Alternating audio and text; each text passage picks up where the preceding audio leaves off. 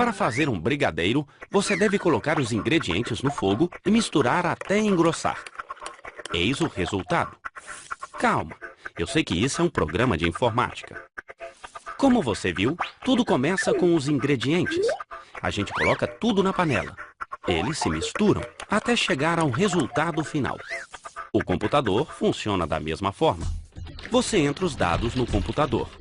O computador processa esses dados e apresenta o resultado nos dispositivos de saída, como a tela e a impressora, por exemplo. Mas o que acontece entre a entrada dos dados e a saída? Como o computador consegue entender o que você quer e exibir o resultado na tela? Este processo envolve o trabalho de duas partes. Uma parte física e uma parte lógica. Digamos que a parte física é assim, como o corpo do computador. O computador não tem órgãos nem músculos, claro. Mas ele tem várias peças e conexões que juntos fazem o computador funcionar. No ser humano, o sistema nervoso faz a conexão entre as diversas partes do corpo.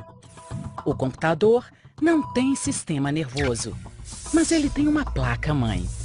A placa-mãe permite que todas as partes de seu computador recebam energia e comuniquem-se entre si. O computador também não tem cérebro, mas tem um processador que fica dentro da placa-mãe.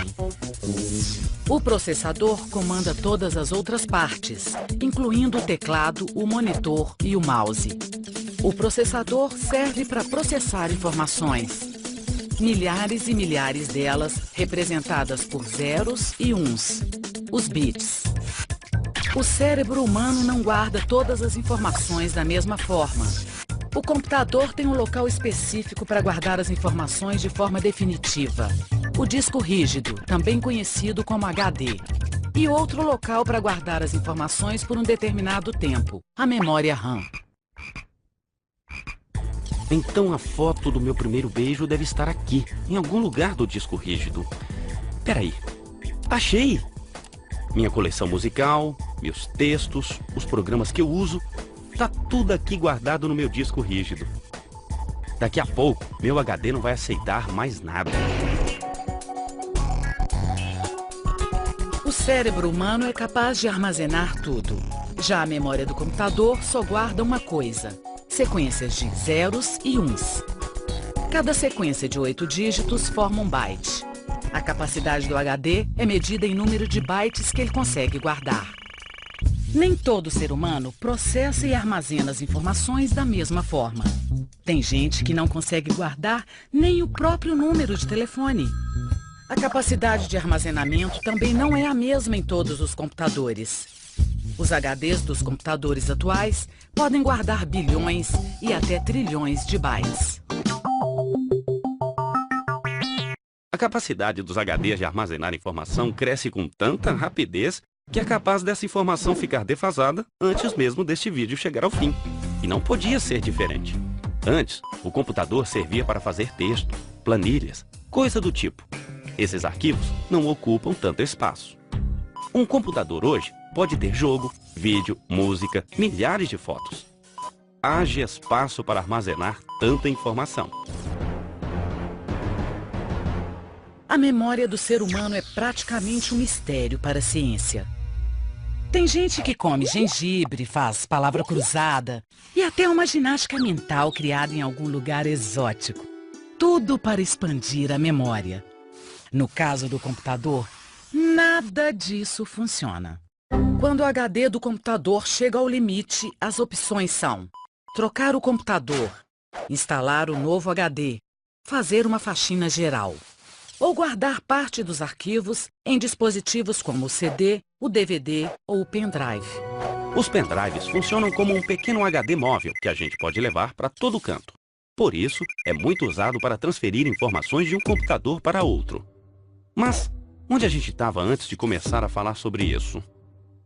Ah, a gente estava falando do tal hardware, a parte física do computador. Assim como o homem, os computadores podem ter formas diferentes. Em alguns computadores, a placa-mãe e outros elementos ficam reunidos em um gabinete separado da tela e do teclado. No caso do computador portátil, todos os componentes ficam reunidos em uma única peça. O monitor é o principal meio de comunicação entre o homem e a máquina.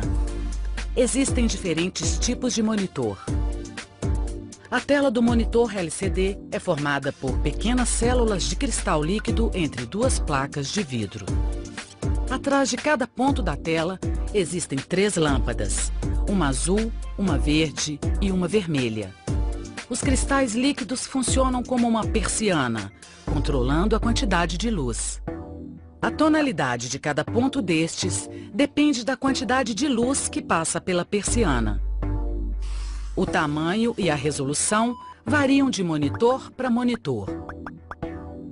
O tamanho é medido na diagonal, em polegada. A resolução é medida em pixels. Um pixel é a menor unidade da imagem. Quanto mais pixels o monitor tiver, maior a resolução do monitor. O termo resolução é usado para descrever o nível de detalhe de uma imagem. Alguns monitores funcionam com o toque do dedo. Mas essa tecnologia ainda não é muito utilizada em computadores pessoais. Para comunicar com o computador, a maioria de nós usa mesmo o mouse e o teclado. O mouse é uma espécie de extensão das mãos de uma pessoa. Ele serve para controlar o movimento do cursor na tela do computador. Existem vários tipos de mouse. Alguns, para controlar o movimento, possuem uma bola em sua parte inferior. Outros funcionam a laser. Os mouses podem vir com um ou mais botões. Esses botões servem para dizer à máquina o que ela deve fazer. Com eles, é possível arrastar itens, desenhar, abrir arquivos. Usar o mouse é que nem dirigir. Com o tempo, a gente faz no automático. Mas este simpático ratinho foi uma dessas invenções que custam a pegar. O mouse só chegou ao mercado no começo da década de 80. Outro elemento fundamental para se comunicar com o computador é o teclado. Todas essas partes formam o corpo do computador, o hardware.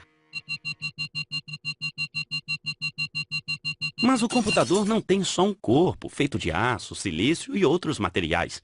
Tem coisas que a gente não pode tocar, mas que a gente usa o tempo todo, certo? Tudo que aparece na tela do seu computador é o software. Se o hardware é a parte física, o software é a parte lógica. Um computador pode ter diversos softwares. Existe software para projetar prédio, criar planilha, escrever textos ou criar uma animação. Todo computador tem um software principal, o sistema operacional. Ele funciona como um maestro. Ele rege o trabalho dos softwares e do hardware. E permite que você guarde programas e dados nos HDs. Se você usou o computador uma única vez, com certeza usou o sistema operacional. Todo computador já vem com um instalado. O computador não funciona sem ele. Você já deve ter ouvido falar no Windows, no macOS e o Linux. Esses são alguns dos sistemas operacionais mais conhecidos no mundo. Quando a gente liga o computador, a primeira página que aparece é apenas a interface do sistema operacional. Ele é bem mais complexo que isso. Graças a ele, eu tenho acesso a tudo no computador. O curioso é imaginar como os programadores conseguem criar softwares tão sofisticados. O software nada mais é do que uma lista de instruções criadas por programadores para resolver um determinado problema. Vamos supor que o problema seja fazer um quadrado. Vamos criar uma lista de instruções.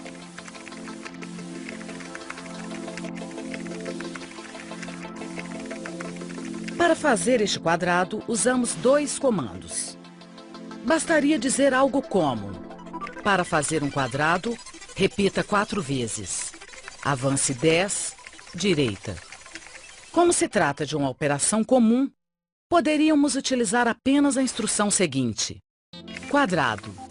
Um software para criar um quadrado seria algo como: é isso que um programador faz. Ele cria uma lista de instruções para que o processador possa executar uma determinada função. O desafio dele é criar uma lista simples, mas eficiente. Essas instruções se parecem um pouco com a linguagem do ser humano. Mas os primeiros computadores não eram nada amigáveis. Era preciso usar códigos cabeludos para fazer até operações simples. O computador apresentava esse código na forma de uma porção de luzinhas, como nos antigos filmes de ficção científica. Esses eram os computadores antigos, com muito hardware e pouco software. Nos primórdios da informática, o valor final de um computador estava todo concentrado no hardware e não nos programas. Hoje, o software é a parte mais sofisticada e mais cara do computador.